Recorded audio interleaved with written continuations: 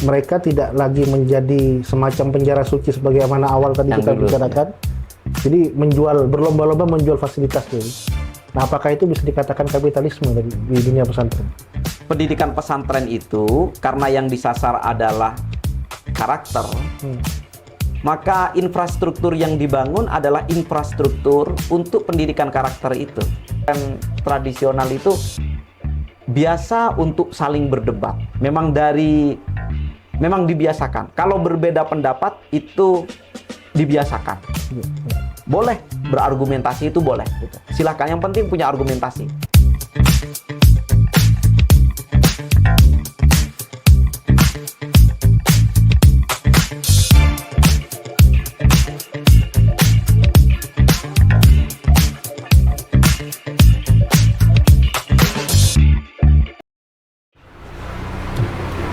Assalamualaikum warahmatullahi wabarakatuh.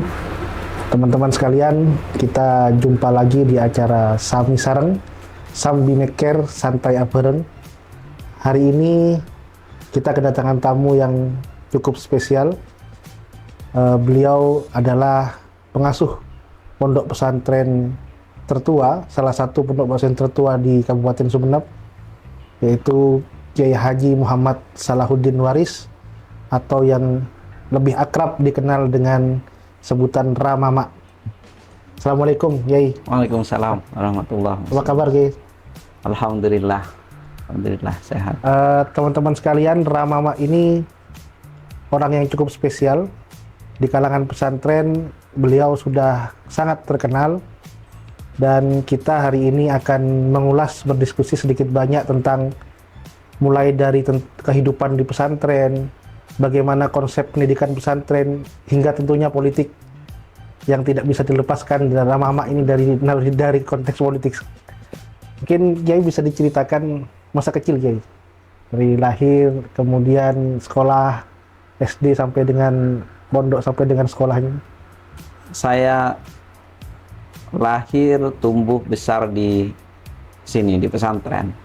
Saya masuk TK itu lulusan pertama di TK yang baru dibangun di sini sekitar tahun 86 mungkin ya, 8 atau 87 sekitar itu. TK baru? Iya, baru itu pertama kali saya lulusan pertama di situ. Juga pendidikan dasarnya saya di Madrasah Ibtidaiyah di pondok, Madrasah Sanawiyah di pondok. Baru pengennya mondok keluar, karena kenapa ya, kalau merasanya itu kalau di luar kayaknya lebih maju dan semacamnya lah, atau lebih banyak pengalaman. Tapi ayah saya melarang.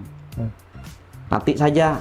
Nah, setelah saya aliyah, masa-masa SLTA itu baru saya mondok di Tebu Ireng. Berarti di luar Anukoya SMA selama 3 tahun. Selama 3 tahun di luar Anukoya. Sejak itu terus di luar terus sampai sekarang. Setelah lulus dari Tebu Ireng ya, kemudian? Setelah lulus dari Tebu Ireng, saya program saya asalnya SMU. SMU, tapi saya saat itu ingin tantangan, karena yang menawarkan pendekatan bahasa Inggris dan bahasa Arab itu program MAK, Madrasah Aliyah Keagamaan, baru muncul saat itu. Juga ada materi-materinya, kitab-kitabnya juga yang di luar dari yang banyak diajarkan di pesantren. Jadi saya pindah dari SMU, pindah ke sana. Di SMU lumayan berprestasi, ya ranking 1 lah saat itu. Tapi setelah saya pindah, rupanya harus belajar lagi gitu. Nah, saya lulus dari situ.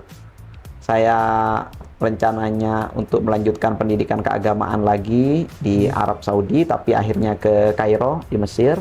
Al-Azhar. Di Al-Azhar, tidak sampai selesai di sana, saya pindah menyelesaikan dulu IAIN di Surabaya. Setelah itu baru saya ke Jakarta di UI Depok, dan sekarang di UGM. Dari kecil bisa dikatakan sekolah milik keluarga sendiri. Milik keluarga sendiri. Nah, tentu ada privilege yang diberikan atau yang bisa dinikmati lah oleh seorang Gus atau seorang Lora. Apakah itu apakah perilaku ustadz, kemudian gimana kira-kira Rama Mak terbentuk dari sekolah yang mungkin gurunya tidak berani memarahi? Iya. Privilege itu ya jelas ada ya, karena di pesantren sendiri dan semacamnya, tetapi yang justru ditekankan adalah tidak bisa, saya mengatakan tidak bisa dimarahi oleh guru, karena orang tua kami menitipkan sepenuhnya kepada sistem madrasah yang mereka sendiri yang membangunnya. Berarti ya dimarahi juga sama Iya, guru? kalau tidak dimarahi oleh guru, maka yang akan memarahi tahu sendiri siapa. Dan itu akan lebih mengerikan gitu. Itu tentu orang tua kami, paman-paman kami, itu lebih mengerikan gitu. Jadi ya kami harus sesuai, karena madrasah itu didirikan oleh paman-paman kami, oleh orang tua kami gitu. Jadi nggak bisa tidak. Kan mereka juga nggak mau sekolahnya atau madrasahnya tercoreng gitu, apalagi oleh anaknya sendiri. Jadi hampir seangkatan kami, walaupun privilege itu jelas ada, tetapi di madrasah ya kita harus berkompetisi seperti yang lain. Pada saat sanawiyah, tidurnya di asrama seperti santri yang lain atau balik rumah? Setelah madrasah sanawiyah, saya masih di rumah, tetapi sudah mulai sering ikut dengan santri di luar. Ya. Kiai, akhir-akhir ini ada semacam fenomena. Jadi di kalangan orang-orang perkotaan terutama, banyak yang berlomba-lomba menyekolahkan anaknya ke pesantren. Ya. Nah, dulu waktu zaman saya kecil, karena saya bukan dari kalangan pesantren, pesantren itu seolah menjadi tempat penjara suci. Kok nakoin anak-anak. Ya. Nah, kalau anak nakal, mau dimasukkan pondok. Nah, sehingga pondok ini bagi kami, orang yang tidak pernah menikmati pesantren, adalah tempat yang mengerikan. Tempatnya anak-anak nakal, pintere, kalau di Sumatera dulu pintere-pintere yang perlu dididik. Gimana menurut Kiai? Itu bentuk dari inklusivisme pendidikan pesantren. Kami tidak bisa memungkiri bahwa memang banyak sebagian masyarakat yang dimondokkan ke pesantren karena misalkan mereka adalah keluarga yang baru memulai memulai kehidupan berumah tangga, masih anaknya masih kecil, atau barangkali memang tidak baru memulai tetapi barangkali masih anaknya 2 tetapi harus merantau bekerja, maka tempat penitipan paling aman menurut mereka di pesantren. Nah, kita akan membuka pada hal-hal itu yang merupakan realitas dari masyarakat. Pesantren menerima bahwa itu nanti bagi sebagian orang ada stereotip atau ada stigma bahwa pesantren itu tempat anak nakal. Kami tidak akan menolak itu. Lalu anak nakal itu mau dikemanakan gitu. Ini bentuk inklusivisme. Bahkan bukan hanya itu, di pesantren kami sudah terbiasa untuk membina, untuk mendidik, dan bersama-sama secara setara dengan mereka yang barangkali kalau di masyarakat disebut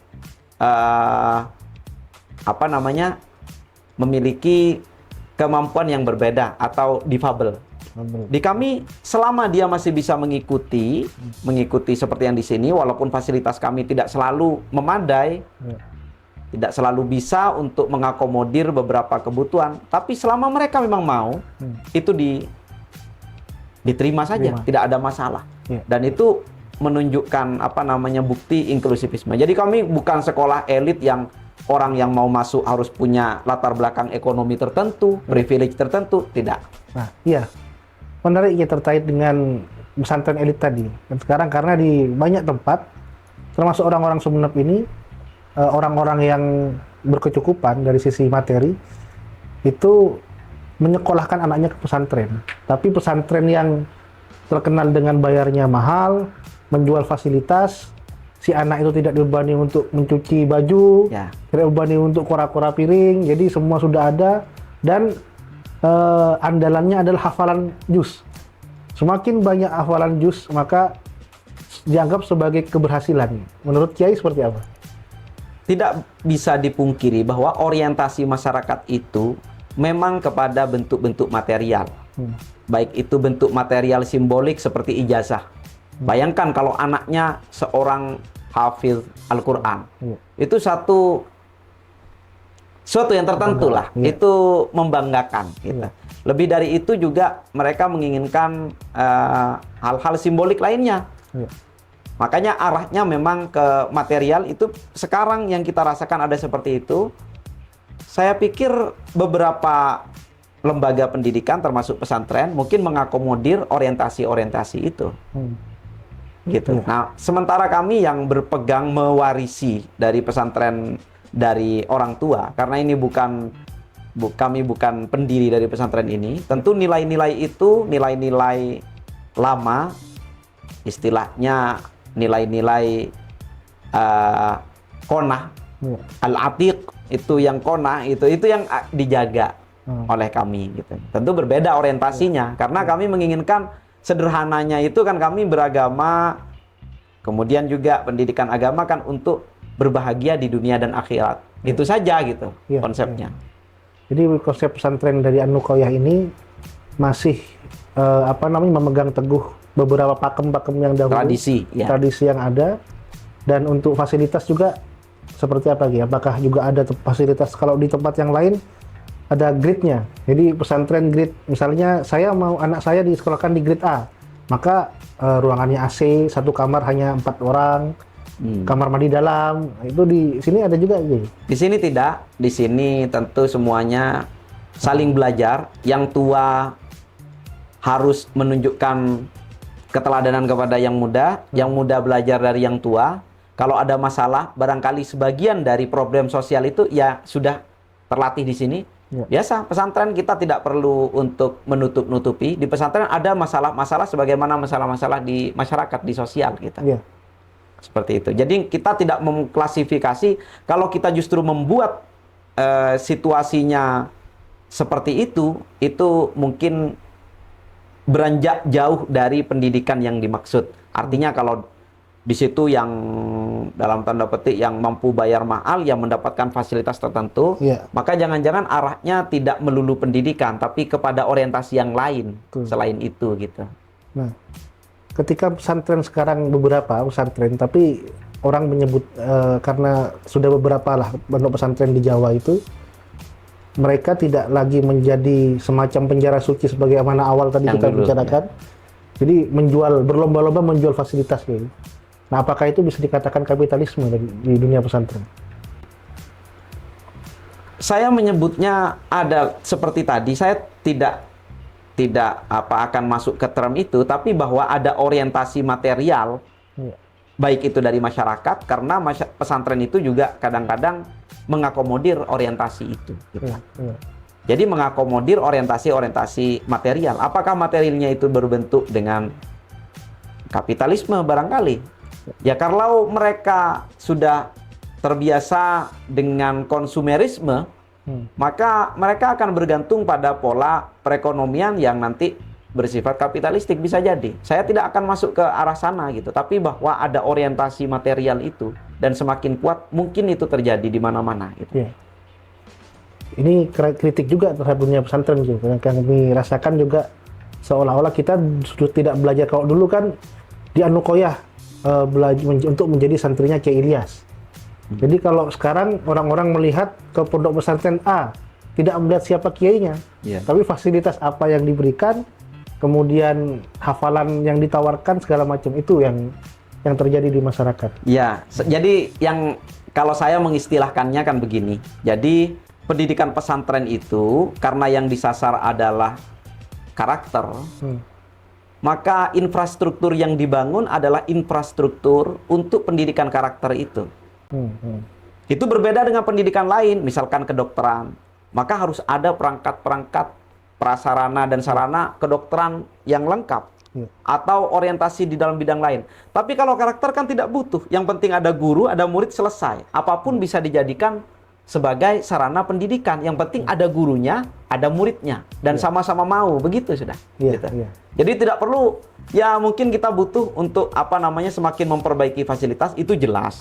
Tetapi bahwa semuanya tidak menjadi premier, semuanya tidak menjadi primer. Yang lainnya hanya sekunder saja, pelengkap. Yang kebetulan anak saya juga, saya salah satu orang tua yang pernah menitipkan anak di pesantren itu. Yang saya rasakan memang ketika dia pulang, maka sensitivitas terhadap lingkungan tidak terlalu tinggi. Artinya melihat pakaian banyak menumpuk, biasa saja. Setelah makan tidak cuci piring. Nah, hal-hal yang lain misalnya ustadz-ustadznya itu dirasani. Nah, jadi kan sudah tidak mengajar lagi keberkahan sebagaimana santri di pesantren yang di awal tadi gitu. Jadi memang membicarakan ustadz, membicarakan kiai itu di kalangan santri sudah biasa gitu. Iya. Yang saya rasakan begitu gitu. Ya, karena konsep dari kebahagiaan di dunia dan di akhirat itu yang kalau itu berbentuk material, maka yang harus disuguhkan itu kan material. Kalau di sini kan kebahagiaan itu bertemu guru itu suatu kebahagiaan. Bertemu saja suatu kebahagiaan. Diminta sama guru untuk melakukan ini dan itu luar biasa kebanggaan gitu. Nah, nilai-nilai itu mungkin berubah gitu. Mungkin memang kebahagiaannya memang sekarang tidak bergantung pada diri sendiri. Kebahagiaan itu ada dari luar. Fasilitas-fasilitas, ada pada jaringan 4G, ada pada WiFi, itu kebahagiaan sejati. Barangkali sekarang kan begitu. Bisa dikatakan sudah masuki era industrialisasi. Jadi nggak bisa kita, kalau dulu kan bahagia itu karena pengalaman diri gitu. Yang membentuk pengalaman itu dari diri berusaha untuk mewujudkan kebahagiaan itu. Jadi dengan makan bersama-sama di nampan gitu. Nah, itu menjadi sarana kebahagiaan. Kalau sekarang barangkali harus dari luar kebahagiaan itu. Iya.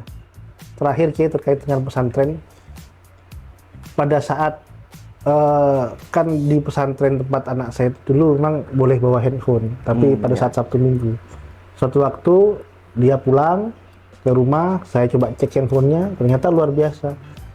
Jadi selain percakapan membicarakan kiai, membicarakan ustadznya, juga ada komunitas yang sesama jenis ya. Nah, dan itu begitu saya laporkan kepada pihak pesantren santai aja, seolah-olah udah biasa gitu. Terjadi seperti itu. Itu kira-kira seperti apa lagi? Makanya kami kemarin itu bekerja sama dengan KPAI, dengan beberapa lembaga. Salah satunya mengusung itu pendidikan atau pesantren ramah anak, gitu ya kan. Artinya ya semuanya lingkungan itu dibuat agar ramah anak. Yang mana mungkin itu berasal dari temuan-temuan tertentu itu. Gitu. Banyak yang sekarang santri-santri itu suka shopping, apalagi ya seperti itu hubungan-hubungan yang kadang-kadang itu tidak menjadi perhatian karena dianggap ya ini kan masih masa pendidikan dan seterusnya. Jadi sebenarnya orientasi sesungguhnya dari sistem atau kurikulum itu seperti apa? Tujuan besar kurikulum itu apa nantinya gitu? Berhentinya di mana? Itu yang perlu kita selalu melakukan otokritik terhadap sistem kita. Kami sendiri di pesantren tradisional itu biasa untuk saling berdebat. Memang dibiasakan. Kalau berbeda pendapat itu dibiasakan. Boleh berargumentasi, itu boleh. Gitu. Silahkan, yang penting punya argumentasi. Itu memang sudah dibiasakan seperti itu. Nah, menurut saya keterbukaan seperti itu justru bagus karena itu terbuka. Nah, jika itu dilakukan di luar konteks keterbukaan itu, sembunyi-sembunyi, kan itu jadi masalah. Seandainya tadi yang Mas Yunus sampaikan itu lebih terbuka didiskusikannya, bukan di sarana-sarana yang privat itu kan mungkin barangkali kita bisa melihat gejalanya itu gitu. Kalau itu kan gejala sembunyi-sembunyi. Jadi bayangan saya itu waktu itu ya karena teman-temannya semua perempuan, gitu ya. Jadi begitu, karena pada saat itu tumbuh juga masa puber, nah, sehingga kemudian ada teman satu yang perempuan yang perhatian segala macam. Nah, itu ada muncul potensi yang besar, ada perilaku seksual yang menyimpang. Karena interaksi setiap hari terus menerus dan juga itu lumrah manusiawi, biologis manusiawi. Makanya kan yang seperti itu harus menjadi perhatian, mau tidak mau. Kalau dulu di pesantren-pesantren tradisional juga ada seperti itu, tetapi ya kan itu pasti menjadi perhatian, Nah, semacam itu. Selanjutnya terkait dengan pesantren tadi. Pesantren ini karena menjadi pusat ya, menjadi salah satu pusat pendidikan, santrinya banyak, alumninya banyak, maka otomatis dalam sistem politik kita hari ini memiliki nilai elektoral. Jadi pesantren yang sebesar Anukoyah ini pasti setiap ada pemilihan, saya yakin mereka yang berkepentingan akan datang ke sini untuk bisa meningkatkan nilai elektabilitas mereka lah. Seperti apa menyikapi perilaku politik praktis kaitannya dengan memanfaatkan kondisi pesantren ini?